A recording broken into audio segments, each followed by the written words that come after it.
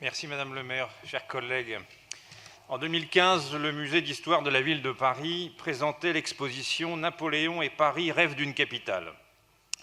Il était alors possible, pour reprendre les termes du catalogue d'exposition, d'évoquer sans polémique la rencontre d'un homme exceptionnel et d'une des plus belles villes du monde, ou encore la carrière fabuleuse de Napoléon.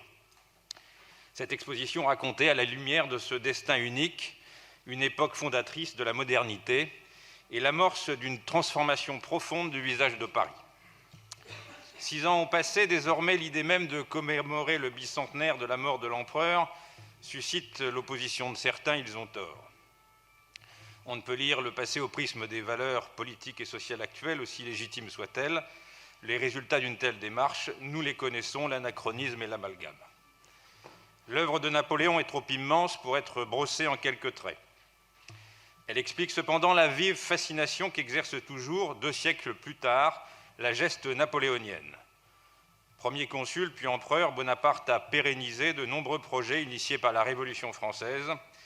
Napoléon a façonné la France, sa monnaie, ses institutions, son droit ou encore sa politique d'instruction publique. Nous sommes aujourd'hui encore les héritiers de ces réformes. Aussi, Madame le maire, n'ayez pas peur de vous souvenir de Napoléon. La ville de Paris ne doit pas s'exclure de la commémoration du bicentenaire. Elle devrait ainsi mettre en place une programmation culturelle afin de prendre part au cycle des commémorations. La diversité des liens entre Napoléon et Paris permet une offre riche, telle que l'élaboration de contenus pédagogiques à destination des élèves parisiens, des visites guidées ou actions de médiation culturelle autour de lieux parisiens liés à Napoléon, comme la Madeleine, la mise en place d'une signalétique propre à mettre en valeur l'héritage architectural de Napoléon à Paris, ou encore la mise à disposition d'une partie des contenus de l'exposition Napoléon et Paris sous format numérique. Je vous remercie. Merci beaucoup.